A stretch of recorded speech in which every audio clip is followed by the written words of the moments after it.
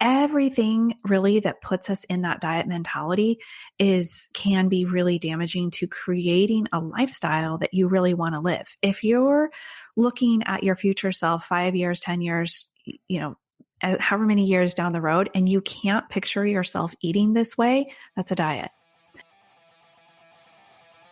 Welcome to the Wits and Weights podcast.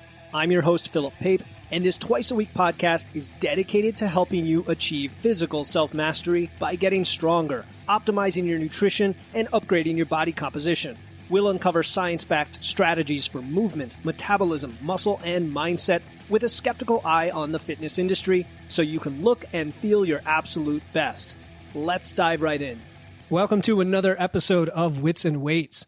Today, I'm excited to have Lisa Salisbury join me to explore the role of our higher brain in making better decisions about our health and the concept of portion distortion and its impact on our food choices. In this episode, Lisa reveals how to listen to our bodies and discusses the harmful impact of the clean plate club mindset. We're also going to delve into the issue of food waste and the importance of a long-term sustainable approach to eating. Lisa Salisbury is a health and weight loss life coach for women who want to lose weight without counting and calculating their food. As a former chronic dieter, Lisa knows what it's like to be all consumed with everything that goes into your mouth. It was only when she learned the tools and skills through coaching that she was able to drop the dieting obsession and drop her weight. Lisa is a certified health coach through Institute of Integrative Nutrition and a certified life coach and weight loss coach through the Life Coach School. She also has a BS from Brigham Young University in health and human performance. She takes her clients through a 12-week program designed to help them eat well, think well, and live well. When you learn the skill of paying attention to your body and losing weight, you'll be surprised at how it translates into other areas of life. And Lisa also shares many of her best tools and solutions on her podcast, Eat Well, Think Well, Live Well. Make sure to subscribe. And Lisa, welcome to the show. Thank you so much. I appreciate it. Glad to be here. Absolutely. Thanks for coming on. And, I mentioned in the intro that like many of us and many people listening, you're a former chronic dieter, right? Mm-hmm. The yo-yo diets, you probably tried a lot of different things, and then you learned and grew and you developed these skills that help you drop the obsession. Now you're paying that forward with your coaching as a health, life, and weight loss coach. So tell us more about the discoveries, the transformation that you went through that now give you this power and ability to help people today. Yeah. So I was on a roller coaster of diets. I started dieting in high school when several adults made mention that I should lose some weight, which is like crazy when I look back on pictures. Other I'm people. like, really? Right. Yeah. So, then I went on to get married, had 4 children. So those years, 9, 10 years of being either pregnant or breastfeeding. So the in-between times was just an absolute roller coaster. I just thought, well, I got to get my weight down before I get pregnant again, blah, blah, blah. And then, with my last baby, I've told this story lots of times. It's very rare that you can really think about your thoughts so long ago, unless you have a journal that you specifically wrote it down in. But I distinctly remember having the thought, this is the last time I can be fat. How so much scarcity around that. So untrue. Being pregnant is not the same as being overweight in any way, shape, or form. But this is where my brain was. I'm just being honest with what I was thinking. But what that created is I have to eat all these foods now because I'm not going to be able to eat them later. This is right? My only moment. Yeah. This 9 months in time. Mm-hmm. This is the last time I'll be allowed. And then everyone will tell me I have to lose weight. And so, my youngest is 15. It took me still several years after that to get to the point of being ready for coaching. I just decided all these diets, this one is going to work. For sure, this one that tells me what to eat on Monday and Tuesday, and then something different on Wednesday and Thursday. And now broccoli's off limits for Friday, Saturday, Sunday. It didn't make any sense, the kinds of diets that I was doing. And so I ended up really heavy into counting, calculating, weighing all my food to the point where I was bringing my food scale to the dinner table in front of my children. And I know that there are people out there that absolutely can count calories and count macros in a healthy way. It wasn't for me. I think it's just part of my personality, part of where my brain goes. It created a lot of obsession and a lot of anxiety. And so when I would go to a restaurant, for example, and not be able to figure out the nutritional information, like just a calorie count wasn't good enough. I had to know how many protein macros. So I went one of two ways. I would just not enjoy the meal, be completely anxious and be like, I don't know what I'm going to do about this. Or I would be like, well, I can't track it, so I'll just eat all the things. So it just wasn't a healthy place for me. And whether I was orthorexic, with the obsession with eating healthy, I don't know that I was actually had an eating disorder, but I was definitely had disordered eating. And I think a lot of us can have disordered eating without being a diagnosed eating disorder. Right. And I think that's definitely where I was. So the first time I sat down to eat lunch and not track it, it was like, it still produced a lot of anxiety. But I was like, right? Yeah, I was like, okay, but what if I eat too much? And so what I learned was to just really depend on my body more and to use a hunger scale. And what I figured out was that I can use all of that information I learned about health and fitness and nutrition and protein and the importance of carbs and all of those things. I can use that without being obsessive about it.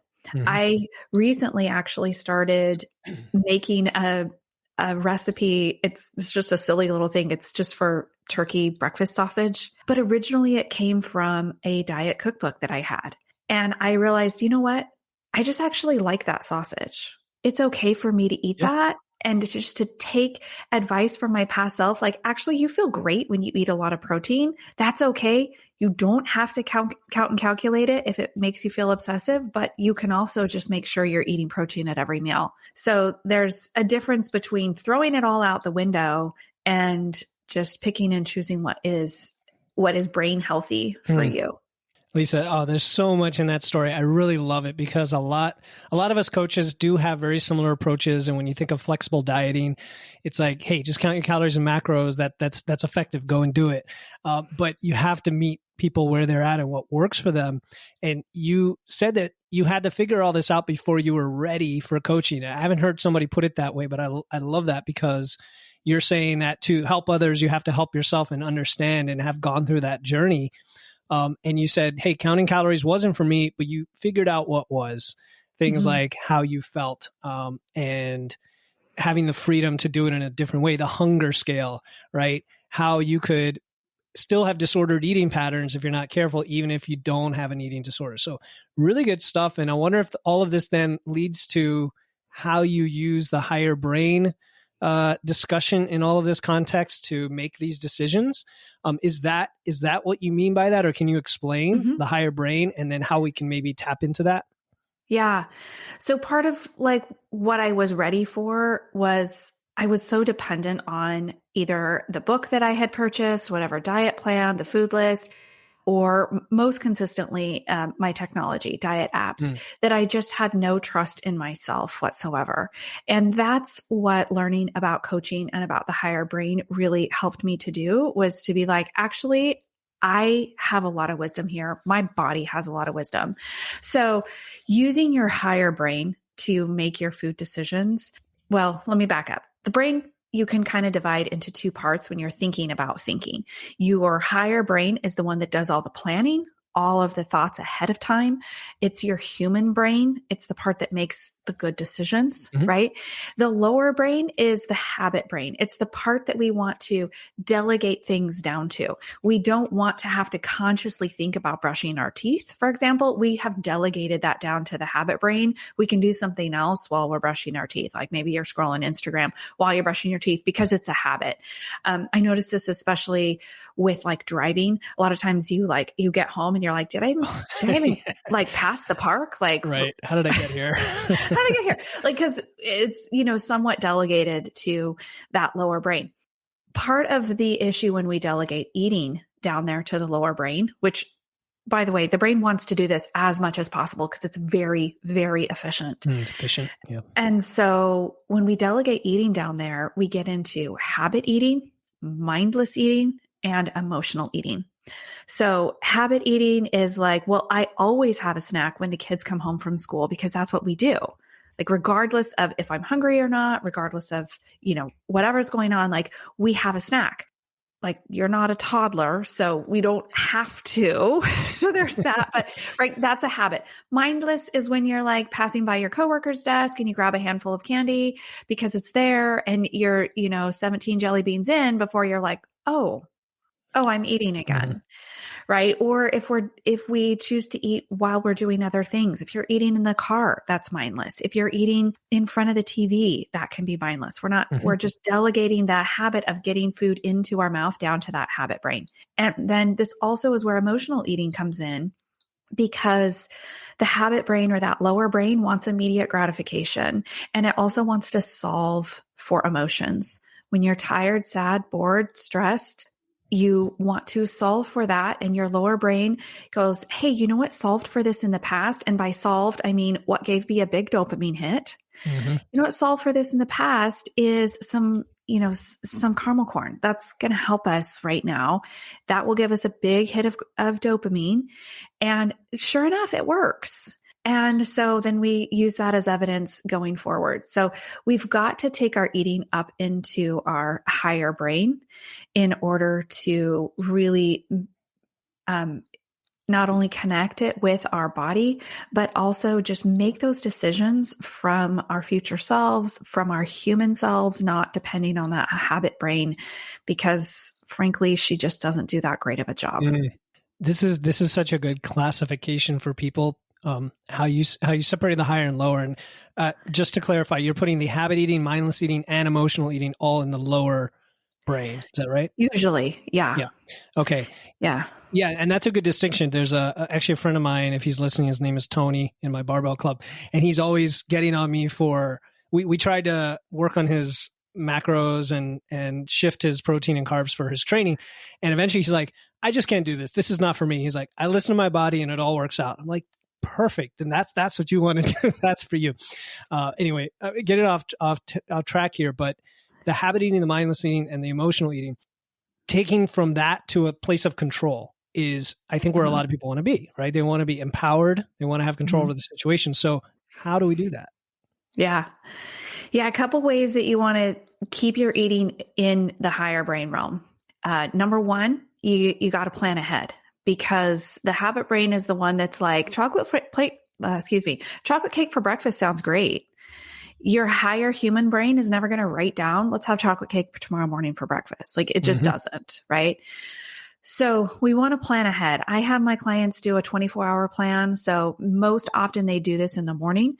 They're just going to jot down what I'm going to have for breakfast, lunch, and dinner, not necessarily the amounts, just what I'm going to have: eggs and toast for breakfast. I'm going to have leftovers for lunch, leftover pasta from last night for lunch, whatever it is. They just write it down. And when they get to dinner and they've written down broccoli and they're like, broccoli doesn't really sound good. Like, maybe I'm just going to, that's where we go, oh, I made this decision from our higher brain. And right, we've got to get our commitments in. But first and foremost, we want to plan, because that keeps our habit brain out of the decisions. Yeah. So that's first. And then secondly, we want to eat without distractions. And this prevents that mindless and habit eating. So we want to say, I only eat when I'm sitting down at the table or at your breakfast bar, wherever you like to eat, from a plate, and without, everyone's going to groan here, without your phone. Right. Or tablet or book or TV or anything. Those things, right? Yeah. Just, you know what? If you've given yourself 30 minutes for lunch, like, eat for 15 minutes and then scroll Instagram for 15 minutes. We've got to separate it, because especially at first, when you're really wanting to listen to your body and really deciding, have I had enough? Is this the right amount of food for me? Do I need to eat more to sustain myself till my next meal? You have to pay attention to the food. And when we're just habit eating, either by, this is the amount I always eat. When I really got out of this like habit eating, I realized, you know what is too much is the portion of oatmeal I always fix for myself. I realized every every time I ate it, I was like, oh, that's a little too much. I started just experimenting with the amount. I'm like, oh, I was only eating that amount because it was my habit to eat that amount. There you go. So, just these habit portions and just times that we eat. So we've got to stay in touch with the food that we're eating. Even if you can only practice this for one meal a day at first, like just practice. We want to sit down, smell the food for just a couple of breaths, take a deep breath, get yourself into rest and digest mode, chew your food, put your fork down between bites, all of that stuff, all of the mindful eating. Right. Not only is this going to help you, keep that eating in your higher brain area, but it's also going to increase your satisfaction over time, that you'll find that you just don't need I just need a little something more. I just need a little something sweet now, because that's usually coming from, I just didn't get enough dopamine from this. I need a little more. It's true. How would you handle, is there sort of a breaking in period for this where you'd recommend limiting going out to restaurants, or how do you deal with social situations here where you are distracted by other people? Yeah, I would say that there is a breaking in period, only because as far as the way I work with my clients is we just make one tiny change every week, just one tiny change each session. Because if you try to overhaul your whole eating nutrition life at one time, that's called a diet, and it's not sustainable. Right? Good way to put it. Yeah, for sure. So, we practice these things at home. Yes, there's a breaking in period. I had a client who was, she was a travel guide, not just an agent. She would plan at home, but then would also guide the trips over in Europe. So mid working with me, she had a 6-week break where we weren't working together because she was going to be guiding. And it was part of the trip she was guiding was in Italy. And we literally practiced eating pasta. Because she's like, I love the pasta. I like, I want to be able to eat. And I was like, absolutely. There was no way that she was going to go to Italy and not eat pasta. Sure. But what she wanted to figure out is how to not eat all the pasta. How to not eat so much that she felt ill. Slurping it up. Yeah, yes. Like we tend to do. Right. And so, she came back from that 6-week trips down. I think, I don't know, it's been a few months now, so I can't remember if she was down 4 or 5 pounds, something like that, but not what she expected. She had consistently gained on all of her guiding trips, which is why she came to me, of course. And so not only did she lose weight, but she ate pasta when she wanted, but she was aware and had practiced and knew that she didn't need to eat everything on her plate and was able. So yes, there was some practice time at home before she put herself in that situation. Sure. But certainly don't say, well, I can't go out to dinner because I haven't practiced enough. Use it as an opportunity, perhaps. Sure. In between. Sure. Yeah. This is good. I'm glad I had some protein before we recorded this, because I'm just thinking of gnocchi in Italy. It was the first time I ever had it, or gnocchi. I'm sorry. My wife and I went on a honeymoon. That was the first time I had that. And back then I did not have these strategies, so it would have helped. So you mentioned portions, and I know there's a phrase you've used. I could guess what it is, but I want you to help us understand portion distortion. How it affects our ability to make choices about how we eat. And again, more strategies. People are getting a lot of great strategies from this conversation. Yeah, maybe not as much in Europe. I noticed when I was there last summer, the portions weren't nearly as big. But here in America, we are really, really fighting with a huge increase in portions. Primarily, we're seeing this in restaurants, which is a concern because the average American consumes somewhere around 65% of his energy at home. That was actually the last time that was studied was in the late 90s. So I think now we're well over that percentage. So we've just continued to see a decline decade over decade of the amount of food that we are consuming at home, which means we're consuming far more in restaurants. So what we're seeing in restaurants is this huge increase in portions. Then our brain is like, this is the amount I should eat because this is the amount they've served to me. And then we go on to duplicate that at home. Just for an example, in the 80s, our bagels were about 3 inches across. And now today they're about 6 inches across. Oh, so that's twice the bagel, right? My daughter's made homemade bagels with 4-H, awesome. and they were like half the size. I'm like, huh. You're like, what's wrong with this bagel? Oh, it's from the 80s. Yes. Yeah. So not only are we seeing this increase in portion that were served in restaurants, and also let me say that if you were to look up the nutritional information for that restaurant, it's going to tell you that large fry that you ordered is actually like 3 servings, right? Yeah. But the serving sizes hasn't really changed as much as what we are served, which is our portion.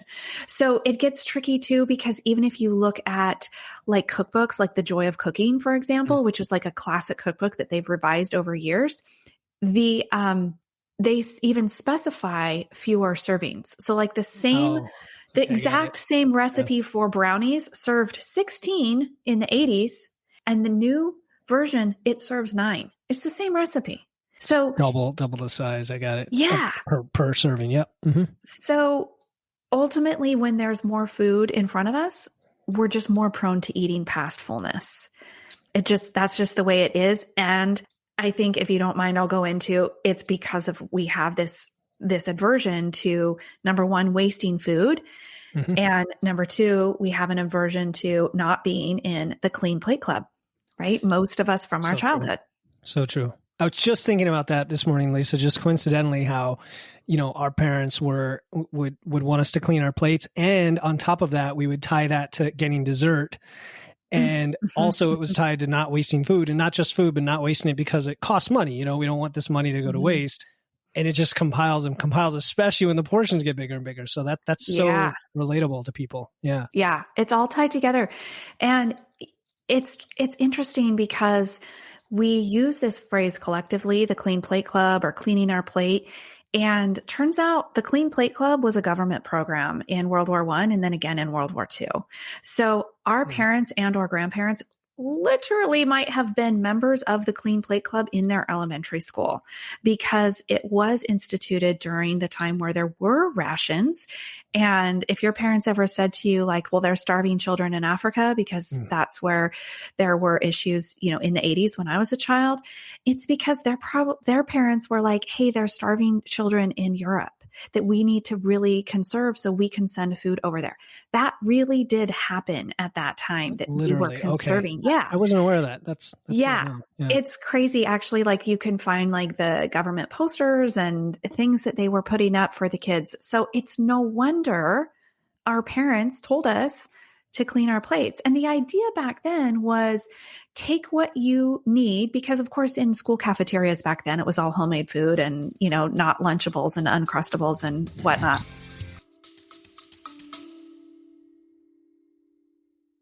Hey listeners, this is Philip Pape, and I'm excited to announce our upcoming totally free 21-day challenge starting December 1st.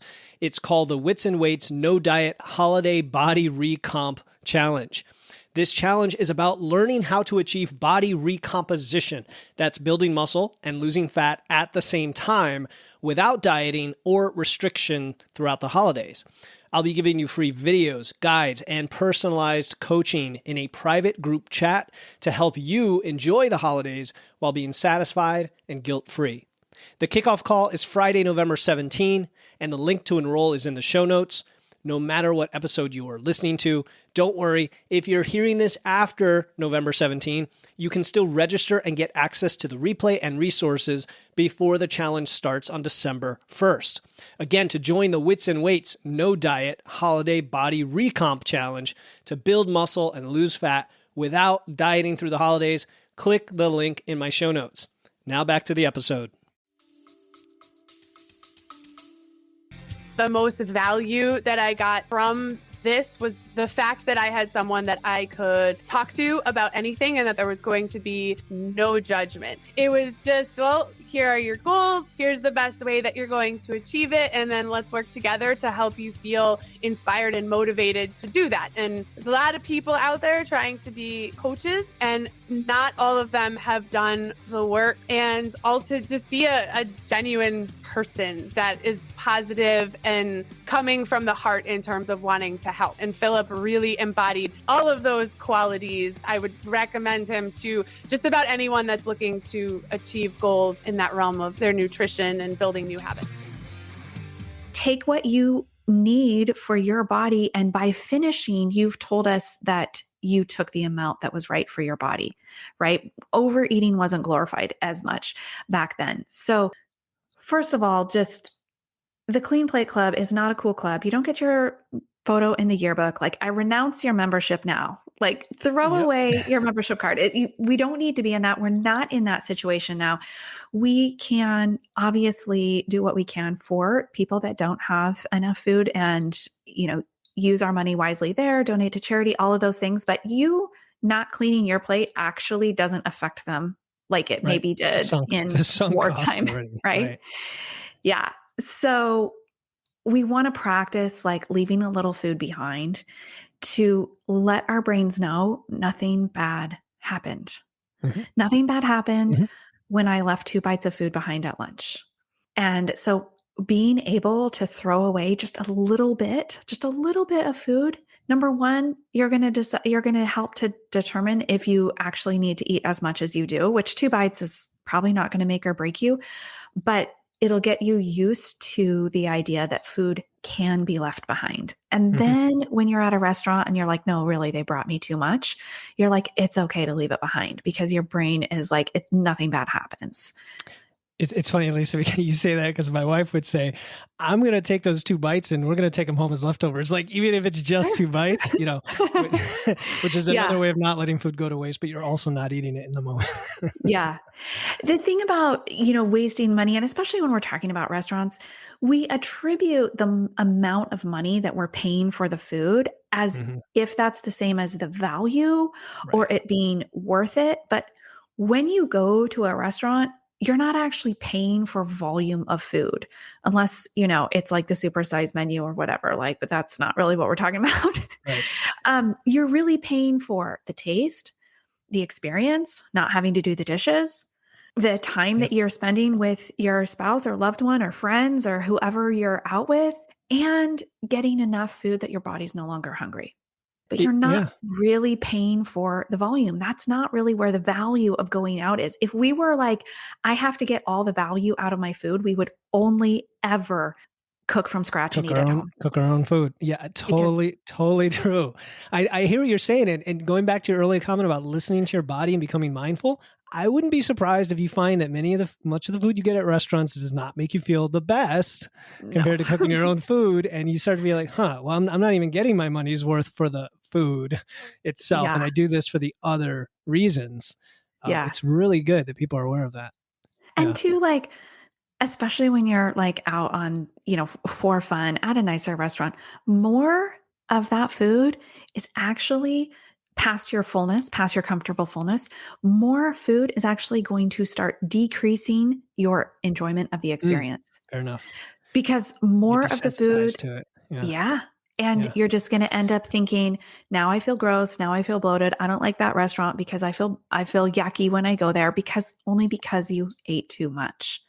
I found myself at Olive Garden recently, which was actually, we've lived in the town that we live in now for almost 11 years. My husband and I have never been to the Olive Garden, but we were going out with friends. The place we were going to go to was booked. And they're like, hey, the friends were like, let's just go to Olive Garden. And my husband and I are like, okay. I mean, I guess who goes Speaking to Olive of Garden? portions, yeah. Are we old enough to go to Olive Garden? Isn't it 55 and above? Anyways, we go to Olive Garden and I was like, I could enjoy Olive Garden. It's a salad and I make pasta at home. As soon as my portion came, I just cut it in half. I just made a delineation and I was like, I'm guessing that's going to be about enough. I ate what I had, kind of designated as we were talking and enjoying the company. And I really thought, I was like, I could totally keep eating here. Oh, sure. I could totally, but I was like, I'm just going to see what happens if I don't. I'm just going to see and turns out I didn't feel gross after eating at the Olive Garden. I was like, oh yeah, you can just you can eat food and not feel gross if you don't overeat it. And my enjoyment of that experience was way more than if I had eaten the whole portion. And then I would have been like, Olive Garden makes me feel gross. Yeah. Yeah. I mean, there's so many, these are great strategies for people. And you mentioned the other one about the more you pay for the food, generally you're not paying for the food. Where I'm thinking of here is, my wife and I went out on a date night to a very nice restaurant, and all the portions were pretty small, beautifully prepared, beautifully plated. And there was a lot of variety. And it actually reminded me of years ago when I went to Japan, and everything was like dim sum. It was, which is not a Japanese term, but it was like, 18 different things on the table, but tiny bits of it. And you felt like it was this wonderful culinary experience. So just people listening, there's a lot of ways to kind of skin the cat here and still meet your goals, is what Lisa's trying to say. Yeah. Yeah. Here's kind of a side note too, being, date night. Another thing, especially I have this one particular client that this was always her thing. She's like, we go out for dinner and we're like out on date night. And then like I eat too much and I don't want to, keep doing date night at home. Right? Like you want to think about how you want to feel in an hour, in 2 hours, in 3 hours, not always your long-term goals, although very important, don't always create the behavior you want in the moment. Yep, so you want to have some like shorter term, like, how do I want to feel in 2 hours? Do I want to feel like getting naked? I should probably stop at just enough then instead of overeating this meal, because I'm not going to feel like that. You know what I'm saying? That's a good one. That is a really good one. Like, how am I going to feel with this date night has a certain, story behind it, and it's going to conclude a certain way. Do I want to feel like, I'm pushing the limit there of my belt? Yeah. Yeah. Just another way to have a short-term goal, For sure. No, yeah, short-term goal. Yeah, you're right, because we can't think long-term. Humans are pretty bad at grounding ourselves in the moment when the goal is so far out, and that's why we do baby steps and habit forming and all of that. I want to keep looking at some of your philosophy here, because one of your tenets is about diets that have end dates. Like that diets with end dates are one of the worst things you could do mentally. And actually, this segues a little bit nicely, since we're talking about a date further down in the future with a goal. And we're talking about sustainable eating instead. So tell us about your thoughts on that. How do we transition from the dieting mentality? Yeah.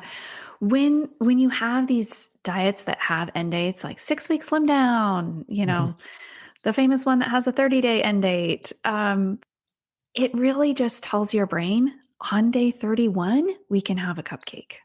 You're not building what I like to consider as a lifestyle. Nobody should be dieting for their whole life. Dieting is not a hobby. Like, we don't want to just pick it up every other month, right? Like, take up knitting if you need a hobby. But when we have these diets that have end dates, it just tells our brain that what we're doing right now is very limited, and it creates a ton of scarcity. So so much language, a scarcity. We're like, I better not eat this food because, we might never get it again. So I better eat all of it at one time. When you're on those kind of diets with end dates, you have things like cheat days.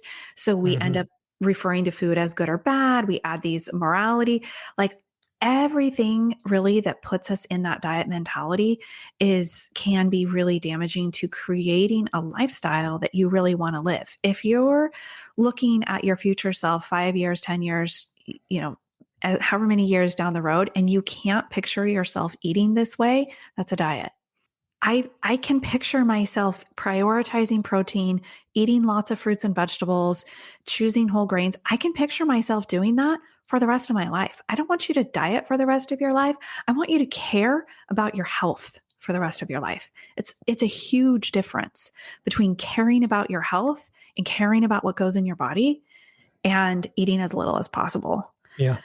And I know, especially, sorry, one more thing. Right. I know for your clients and mine, sometimes we're in a fat loss phase.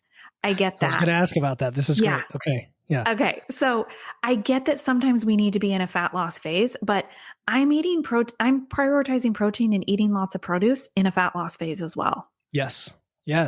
Exactly. You're eating the same. You're just scaling it. You maybe some slightly different decisions for hunger and things like that. Yes. Right. So, and two, we want to decide if our future self, if that lifestyle we want to lead eats a cookie now and again, we need to learn how to eat a cookie now and again in the fat loss phase. So true. Because part of the problem is we overeat the cookies because we've put them on restriction. Yep. And so if you're like, I want to be able to eat one cookie, I want to walk through the room where there's a plate of brownies and either just casually say no or say, oh, I do have a brownie plan for today. I'm going to have one. Yep.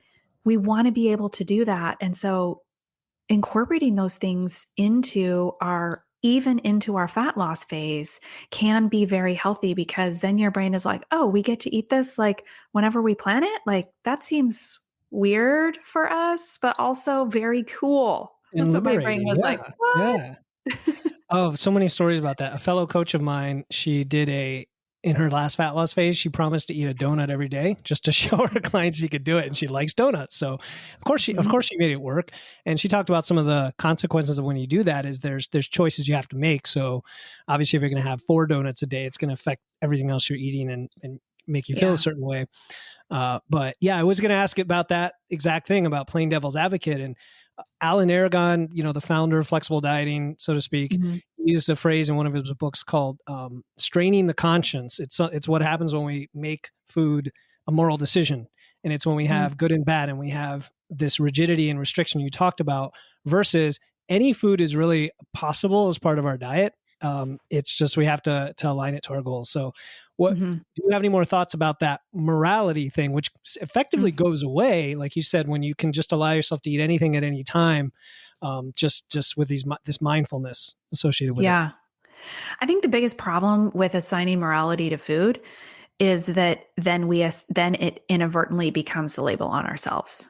Yes. How many times have you heard someone say, well, I was really good today. I had a salad. I know. I was good. I was bad. Yeah. I was bad. I was grates good. on me at this point. Yeah. Right? Like, I know you hear it and you're just like, oh, it's like nails on a chalkboard now for me.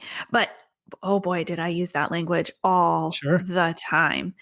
And so that's really the biggest problem with assigning these values to food. And then we use words like cheat day.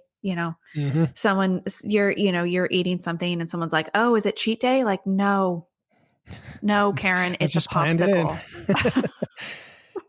Yeah. Or like clean, right? Clean foods. Oh, yeah. Even that has some judgment to it. Yeah. Whole, natural, maybe not as much, but you get labels, right? Healthy is a label. Like all these labels have some judgment to them for sure. And the thing is, you can just decide like, you know what? I feel better. My body feels better when I generally am choosing single ingredient foods. Would some diet guru call what I eat, call this meal clean? Maybe, but I don't need to label it that way. This is just food that works well in my body. These foods work well for me. I made a cake over the weekend that my son was here. He brought his girlfriend home. And so, I made a dessert for the dinner. Yeah.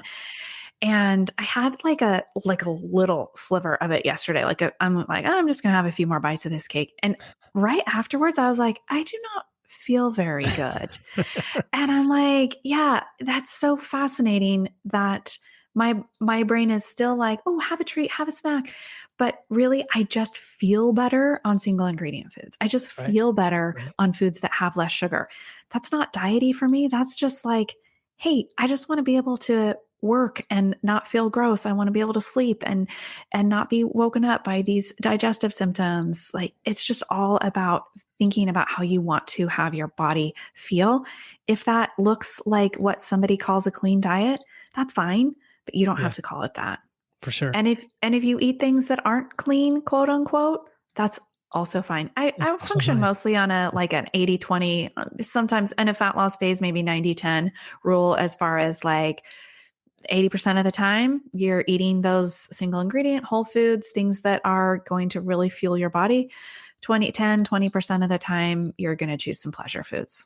Yeah, I agree. And I mean, and sometimes people have specific needs like for fiber or saturated fat, or they're watching blood work and things like that. And again, you kind of you break it down to your goals and what you're trying to accomplish, not so much this or that food. And you still have this diverse set of foods to choose from. Oh, you know what I wanted to ask you about this is we talk about fat loss all the time. I don't know if you work with anybody who's building muscle, who's having to eat in a surplus. Is that in your client base or primarily weight loss? Yeah, generally not. Generally, I'm working with women who, typically women that come to me are emotional eaters. Right. They're just like, I just eat when I'm not hungry. Like, I know this, I overeat at meals. So they're generally not in a, but yeah, I'm aware of it. I ask because there's issues on that side as well when it comes to now you have to eat way more calories. Again, there are challenges with you want to incorporate more processed foods to do it sometimes because you get too full and it kind of presents the mirror side of the equation. But we'll focus on your area of expertise here with the fat loss side of things. You mentioned something called power foods. I don't know if it was today or in my notes, but you mentioned that things that work for your body and lifestyle. Is that what we've been talking about, or is that a separate concept? Yeah. Like those foods that are like, these help me feel powerful. Yes. These help me concentrate. These foods help me, function at my best. I mean, yes, it's a label as far as like good or bad. I just don't ever say, I feel really powerful today because I had a salad. So when you just change your language around it, like power foods 80% of the time, pleasure foods 20% of the time, that just, it changes it enough that you're not going to translate those labels to yourself. Got it. Right. And so it's just a way to give language to some of the foods that you're choosing. Another thing I do sometimes with clients is like a good, better, best. So like those processed foods or, protein bars that maybe have some questionable ingredients, those are good foods. They have some good protein, but maybe not like helping us feel our most amazing self.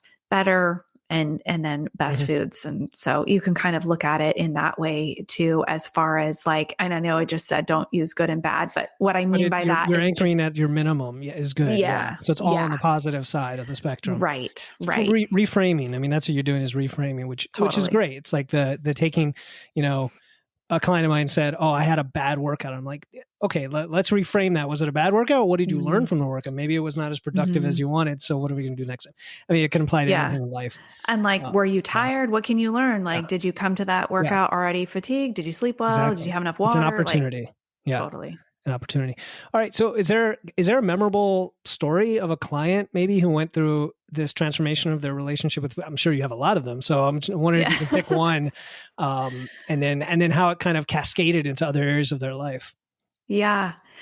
I don't know that this is like a full story, but I think one of my favorite things one of my clients has ever said to me is she was like, I'm becoming an emotionally stronger person, which is almost more important to me than becoming a thinner person. And she was already well on her way. I think she was, 20 pounds down at that point. And she was like, I mean, that's cool. That's great. But she was shocked at how learning to trust her body, trust herself, make decisions from her higher brain was helping her in so many other ways. One of the things I teach is how to process cravings. And it's really the way that we feel our feelings, which I know is kind of a mindset buzzword kind of thing, but it's not for the faint of heart, just deciding to feel stress instead of eating through it. So learning to do that and learning to eat the donut when she wanted to. Donuts were one of her things. And she went to a wedding. She was like the maid of honor and the bride wanted donuts for breakfast. And so she's like, I knew I was going to have a donut. And I was like, it wasn't even that good. I was so shocked because she just had mindlessly eaten donuts for so long. But yeah, just for her to say like, I'm just becoming emotionally stronger. And really that's what you get out of learning to trust yourself again, learning to trust your body, and just going all in on your goals and commitment to yourself. And it sounds like it's not really about food, is it, Lisa? It sounds like it's about sitting with these things. I mean, you even just made me reflect a little bit on how we are distracted, not just when we eat, we're distracted all day. We're busy all day, just hustling and working, especially when we have businesses. And how often do you just take the time to yourself for any of this reflection of how you feel in the moment? It's a good lesson. Awesome. Yeah. So I like to ask this second to last question of all my guests, and that is there a question you wish I had asked? And if so, what's your answer? I saw this there and I forgot you were going to ask it. See, I even give you a little bit of a heads up with the notes, don't I? Not everybody sees it though. This usually leads to a pregnant pause for most guests, so that's why I love it. Right. Yeah. Yeah. And the listeners love it too. So, I guess I would say I wish we had, usually I talk about good, bad foods when people say, what's like your biggest thing? Okay, hold on. You're going to have to edit this out. Maybe not. We'll see. This is raw.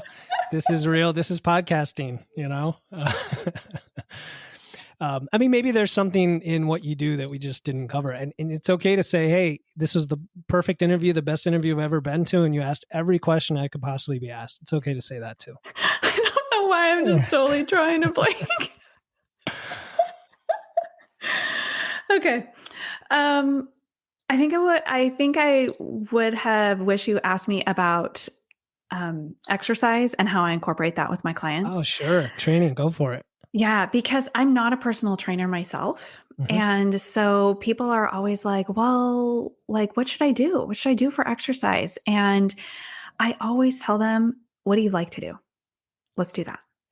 Like the exercise that you're going to stick with is the one we need to do. And what I've been learning about even more so lately is the importance of your NEAT, your non-exercise activity thermogenesis, which is just your movement throughout the day. And so many people link this diet and exercise together. I got to lose weight. So it's diet and exercise, diet and exercise, diet and exercise. And I really love to disengage those two things. So I kind of looked at becoming a personal trainer, like as an add-on to what I do. And I'm like, you know what? I'm going to consciously not do that. I'm going to let those folks do what they're good at. And if my clients need a personal trainer, like refer them out.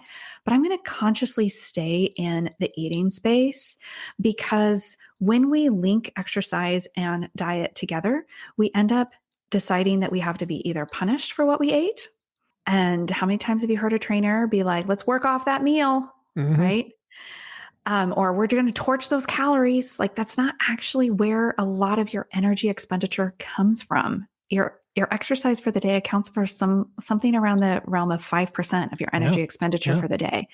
So we want to exercise for all the other benefits, the mental benefits, the mental health benefits, the cardiovascular improvement, the balance, all of those things that have nothing to do with the scale. And so I actually love to separate it out and then just encourage my clients to do what they are going to continue doing. If they don't have any ideas, I always suggest weight training, resistance training. Absolutely. Which I know that you're a big fan of. Yeah. So I do want to make sure that if at all possible, they're doing that or if they're open to it. But we just start with, if you're like, I just am not sure if I'm ready for resistance training, like start with what you will keep doing. And if you're still at a loss, start with walking. So that's kind of a roundabout, but just separate it out, you know? I couldn't agree more. And if we think about the common theme here, it's do what you like that fits within your lifestyle. And I think the mindless eating that we originally talked about isn't the thing you like to do. It's just the thing you're conditioned or you've developed. And the thing you like to do is the thing you choose and plan for, which is the same when it comes to exercise. So it sounds like there's a common theme of taking control of your life and making those decisions with the higher brain. And then NEAT. I mean, my listeners have heard me talk about that too much, although it's been a while. But yeah, you're right. Like if I have a client in a fat loss phase and it's getting a little bit dicey with their body's response to somewhat modest intake, it's like, maybe we just need to walk more. You know, let's get a little more movement going throughout the day. Yeah, that's great. So that was the perfect last question to tie in, Lisa. I appreciate that. Where can the listeners find out about you and your work? Yeah, so my website is wellwithlisa.com. You can find me on Instagram at well_with_Lisa.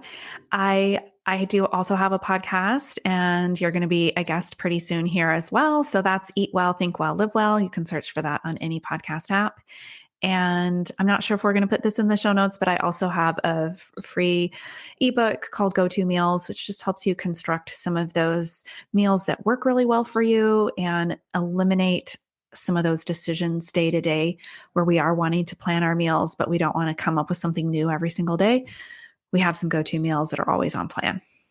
Perfect. Yeah, I'll put the Go-To Meals Guide in the show notes along with your IG, your website. And of course, everybody here is a podcast listener who's listening to this. So that is a very easy thing for them to go and find you and follow right now because they are listening. So go find Eat Well, Think Well, Live Well. Lisa, it's been a real honor and pleasure. I enjoyed this conversation. And thank you for coming on the show. Thank you for having me. If you've been inspired by today's interview and are ready to take action and build momentum on your health and fitness journey, just schedule a free 30-minute nutrition momentum call with me using the link in my show notes. I promise not to sell or pitch you on anything, but I will help you gain some perspective and guidance so we can get you on the right track toward looking and feeling your best.